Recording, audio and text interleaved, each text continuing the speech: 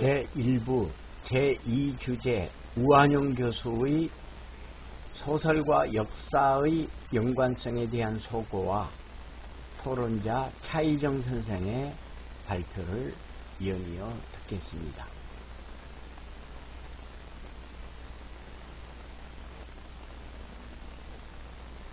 여러분 안녕하십니까?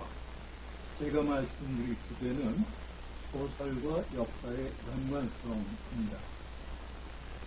우리들은 흔히 소설하고 역사가 굉장히 다른 것처럼 알고 있는데 사실은 그렇지 않습니다.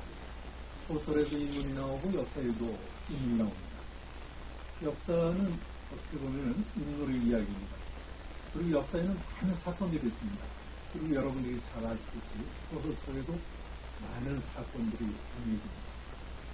이 사건은 소설에만 고유한 것은 아니고 극이라든지 또는 인물의 전기라든지 이런 데도 사건이 많이 전개됩니다. 그리고 언제 어디에서 이게 있던 일이냐 하는 배경이 역사에도 나타나고 소설에도 나타납니다. 그리고 또 역사는 언어로 소설하고 소설도 역시 언어로 소설합니다. 소설하는 방법에는 약간 차이가 있습니다. 이렇게 본다면 역사하고 소설이 그렇게 과연 다른가 그런 생각을 해볼 수 있겠습니다. 그런데 인물 측면으로 보면은 역사에서는 영웅, 포골 등등 어느 한 시대를 풍미해간 그러한 인물들 중심으로 역사가 소설입니다. 그러나 우리가 소설을 많이 읽어서 알겠지만 소설 속에는 이런저런 아주 부자스러운 인물들까지 해서 보통 사람들 혹은 보통 이하의 사람들까지도 소설에 굉장히 많이 등장을 합니다. 그런데 우리가 살아가는 삶의 방식은 영웅 호걸만으로는 되지 않습니다. 영웅 호걸과 함께 보통 사람들 그리고 보통 이하의 사람들까지 우리 역사를 만들어 나갑니다. 그러한 점에서는 소설은 역사에서 하지 못하는 사람들의 구체적인 생활과 그들의 감성과 그들의 체와 그들의 이상을 담아내는 그런 장치라는 점을 말씀드릴 수 있습니다. 이러한 소설을 밝혀보기 위해서는 이 소설이 어떤 지역에서 어떤 사람들이 어떤 생각을 하고 어떤 느낌을 가지고 살았고 또 어떤 희망을 가지고 살았는지 하는 것을 살펴볼 필요가 있습니다. 제가 근간에 하는 작업 중에 일종의 지역사 또는 지방사 이것을 영어로는 local history라고 할 수 있는데 지역사, 지방사 이런 작업을 소설로 써나가는 일을 하고 있습니다. 그 중심 지역은 전부 고창으로 되어 있습니다. 제가 알기로 고창은 바다와 연해 있고 또 항구 도시여가지고 많은 외국과의 거래도 있고 사상적으로는 불교와 유교가 함께 여기에서 어우러졌고 또 공학혁명이 일어난 곳이 고창 인근 지역입니다. 그런 점에서 고창은 우리 역사에서 아주 중요한 역할을 차지하는 그러한 곳을 볼 수 있는데 그곳 사람들의 삶의 모습과 그들의 정서와 그들의 언어와 그리고 그들이 품었던 이상 이러한 것들을 소설 속에 잡아 넣어가지고 그것을 장편 소설로 구상을 해보고 있습니다. 이러한 작업을 하기 위해서는 우선 인물을 설정해야 되는데 제가 설정한 인물은 거기에 고창 지역에서 나온 아주 중요한 어떤 인물들이라기보다는 그 지역을 거쳐간 인물 또 그 지역에서 아주 고심참담하면서 살았던 그러한 인물 그리고 또 외부에서 고창에 와가지고 살면서 고창 지역에서 자기 자아 성취를 도모하고 또 성장을 이루어낸 그러한 인물들을 소설 속에 넣고자 합니다. 그런데 고창은 근대화 과정 속에서 굉장히 역동적인 그러한 모습을 보여줍니다. 그런데 이 근대화 과정 속에서 역동적인 모습은 역사적으로 굉장히 유구한 흐름을 보여주는데 여러분이 알듯이 고창에는 고인돌이 상당히 많이 펼쳐져 있고 그 고인돌이 유네스코 세계문화유산으로 등재가 될 정도입니다. 그런데 이 고인돌은 우리나라뿐만 아니라 세계 다른 나라에도 많습니다. 그런데 제가 기억하는 거로는 프랑스의 서북부 지역이 브르타뉴 지역인데 그 브르타뉴 지역에도 고인들이 굉장히 많습니다. 그런데 그 고창하고의 차이점은 고창이 학자형 고인들이만 하면 브르타뉴 지역에는 일종의 섬돌, 맹리러라고 하죠. 그 섬돌들이 열을 지어가지고 많이 널려 있는데 그것을 열석군이라고도 합니다. 그렇게 본다면은 고창하고 브르타뉴 지역의 연계성이 있을 수 있겠다. 그런 선정을 해봤습니다. 그리고 브르타뉴 출신의 릴렐이라는 선교사가 있는데 우리나라에 와서 설교 서품을 받은 그러한 선교사입니다.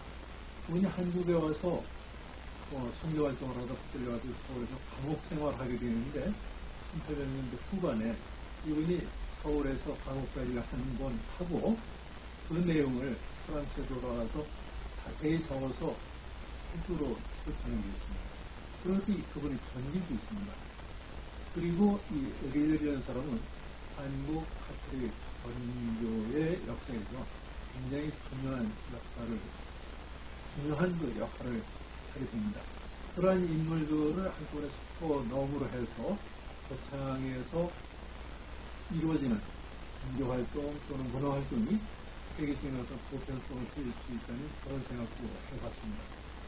또 어느 지역에 그 인물들이 중요한 역할을 하는 것은 그 지역에 누구누구가 이러이러한 일을 하면서 이렇게 커다란 업적을 남겼다는 것만으로는 충분하지 않습니다. 그 지역의 문화풍토 속에서 누가 그 지역에 가서 이렇게 살아가는 중에 이러저러한 깨달음을 얻고 그 깨달음이 그 인간의 성장과 연관된다는 이야기를 하면은 그쪽 문화의 일종의 역동성 내지는 문화의 그 인간 정신 형성력 이런 것들을 드러낼 수 있을 거로 저는 생각을 했습니다. 그래서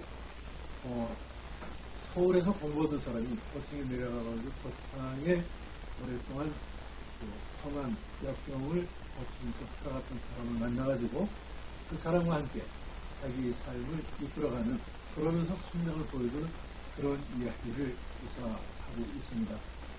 이렇게 본다면 고창은 지역 문화의 중요한 거점이면서 세계적인 문화의 무대를 같이 보여주는 그러한 대상입니다.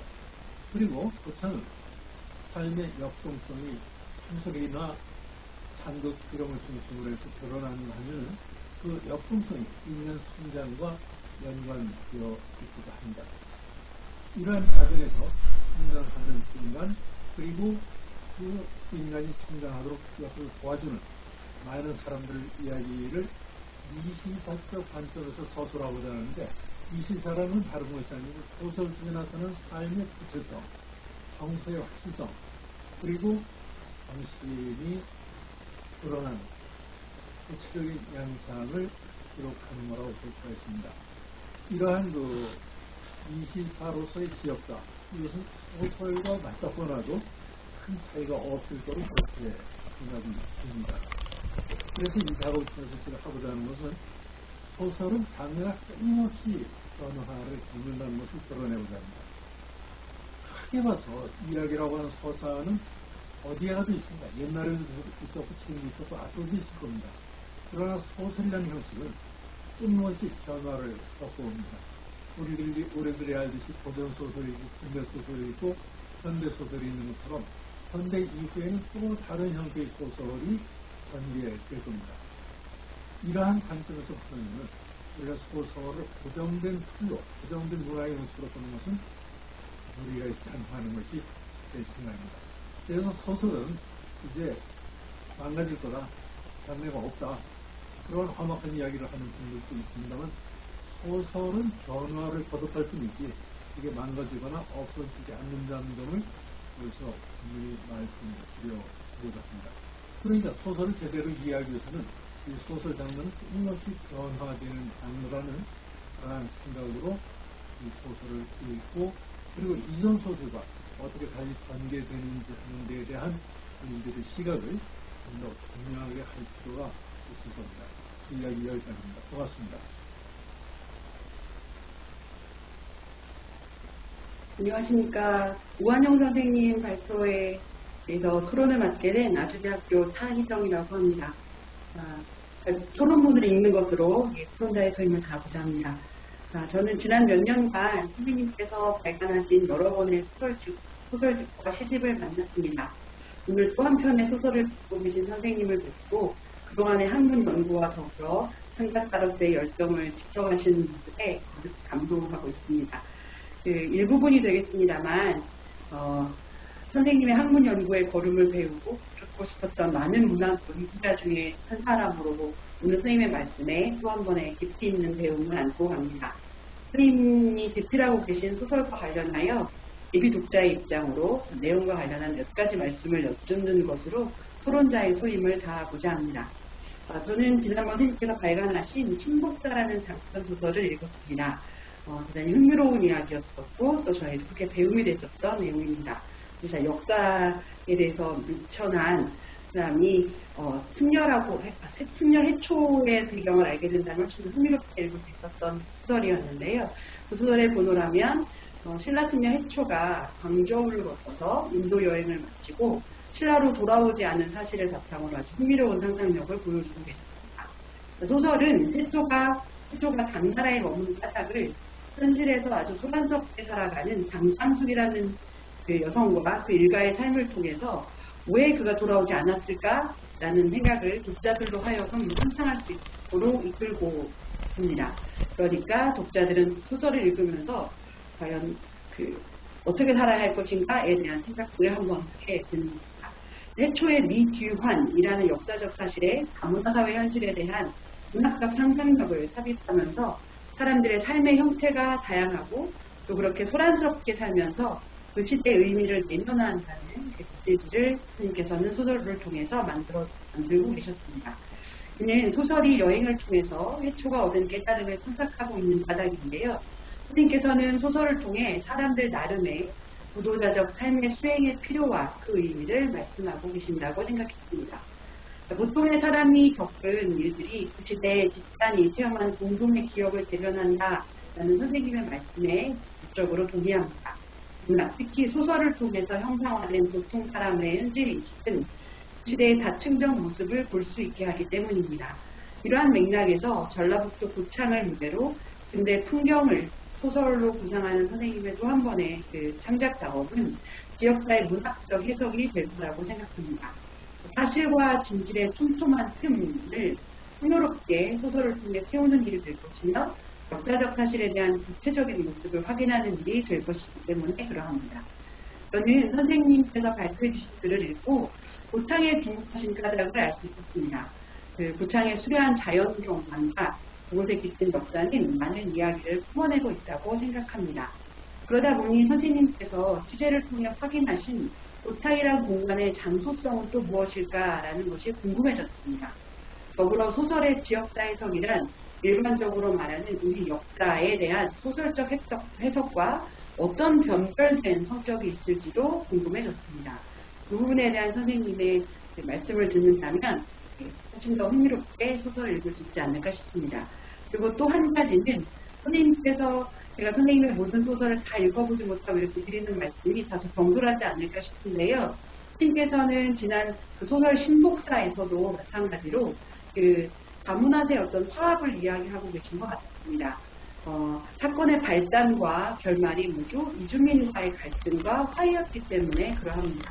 현재 집필 중이신 소설에서도 프랑스인으로 조선에서 처참하게 죽은 천주교 신부의 죽음에 분노하던 라포레라는 여성 인물이 곧 한국의 범종에 관심을 갖게 되고 동학과 천주교의 정신사적 맥락에 대한 연구를 결심하는 것으로 그녀의 지적인 호기심이 계속 지속되고 있는데요.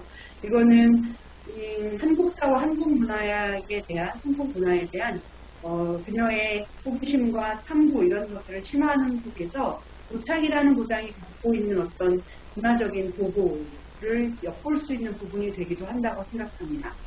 제가 조금 더 궁금했던 것은 그녀가 소설의 주인공 윤성성과의 사이에 딸을 낳는다는 것이고요.